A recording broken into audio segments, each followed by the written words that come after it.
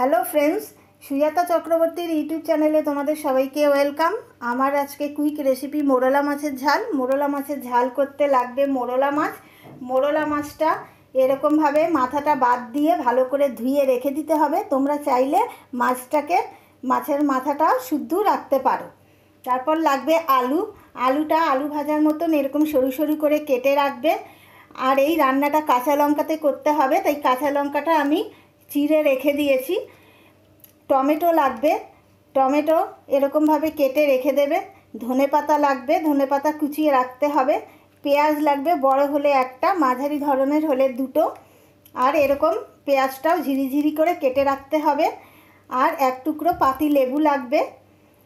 গোলমরিচের গুঁড়ো লাগবে, পরিমাণ মতো নুন লাগবে, পরিমাণ মতো হলুদ লাগবে। আর ভাজা জিরের গুঁড়ো লাগবে। ভাজা জিরের গুঁড়োটা ব্যবহার করলে গন্ধটা ভালো হয়, টেস্টটাও ভালো হয়। আর 4 থেকে 5 কোয়া রসুন বাটা লাগবে।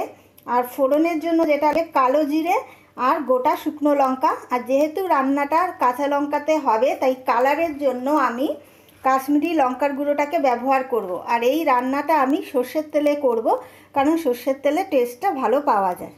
মাছটাকে ভালো করে ধুয়ে নিতে হবে। ধুয়ে জলটা ভালো করে ঝরিয়ে রাখতে হবে, যাতে ভাজার সময় কোনো প্রবলেম না হয়। তারপরে আমি মাছটার মধ্যে পরিমাণ মতো নুন দেব, পরিমাণ মতো হলুদ দেব,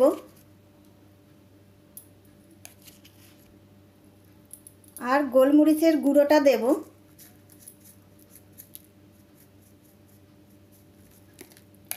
আর পাতিলেবুর রসটা একটু দিয়ে ভালো করে ম্যারিনেট করে রাখবো 10 থেকে 15 মিনিট।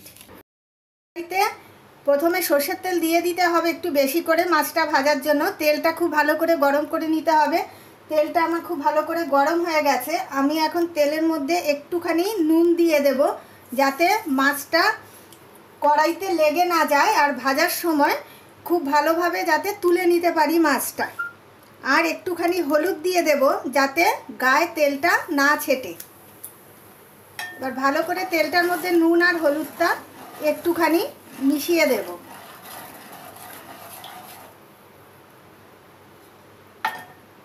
এখন মাছগুলোকে দিয়ে দেব ভাজার জন্য।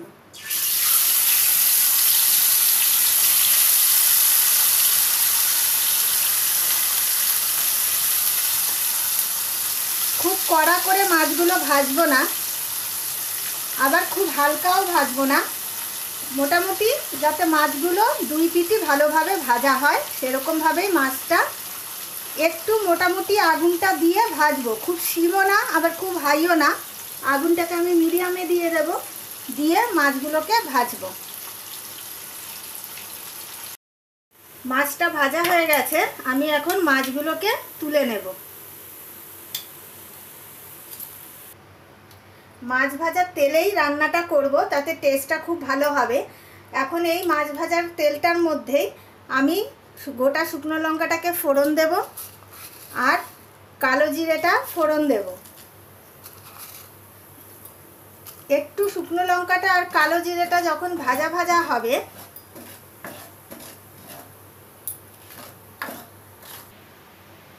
কালো জিরে আর শুকনো লঙ্কাটা যখন ভাজা ভাজা হয়ে যাবে, তখন আমি পেঁয়াজটাকে দিয়ে দেব।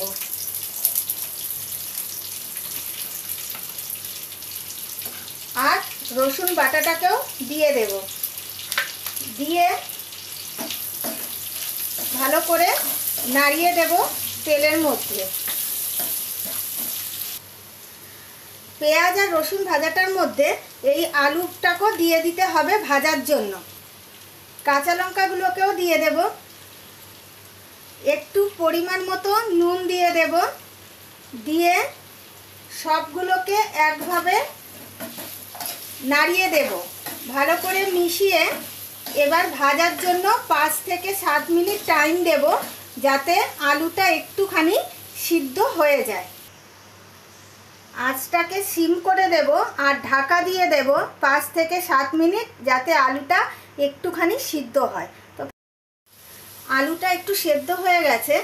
এখন আমি এই আলুটার মধ্যে টমেটো কাটাটাকে দিয়ে দেব।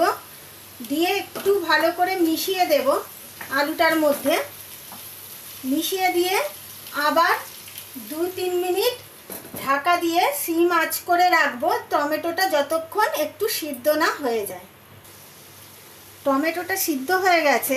এখন আমি এটার মধ্যে পরিমাণ মতো একটু হলুদ দিয়ে দেব, ভাজা জিরের গুঁড়োটা দিয়ে দেব, আর কাশ্মীরি লঙ্কার গুঁড়োটাকেও দিয়ে দেব।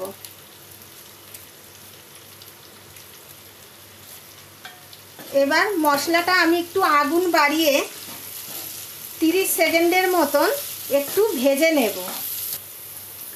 যখন মশলা ভাজাটার থেকে গন্ধ বেরোবে মশলা ভাজার, আর মশলা থেকে তেলটাকে ছাড়তে দেখা যাচ্ছে, তখন বোঝা যাবে যে মশলা ভাজাটা হয়ে গেছে। এখন আমি এই ভাজাটার মধ্যে একটুখানি জল দিয়ে দেব কষানোর জন্য, জাস্ট একটুখানি দেব।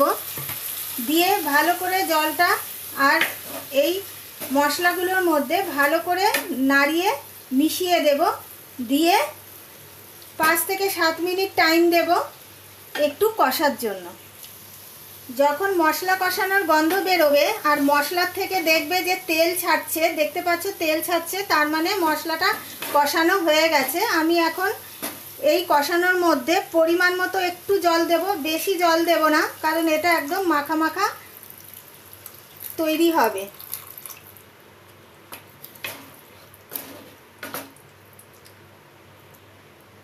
এখন আমি এই ঝোলটার ওপরে মাছ ভাজাগুলোকে দিয়ে দেব। এখন আমি ওপর থেকে ধনেপাতা কুচানোটাকে দিয়ে দেব, গোটা কাঁচা লঙ্কাটাও দিয়ে দেব। দিয়ে ঢাকা দিয়ে সিম আঁচে 5 থেকে 7 মিনিট রেখে দেব। গ্রেভিটা যখন একটু মাখা মাখা হয়ে যাবে, তো আমার আজকের মোরলা মাছের ঝাল রেডি হয়ে যাবে। আমার আজকে মোরলা মাছের ঝাল রেডি, ঠিক এই রকম হবে দেখতে।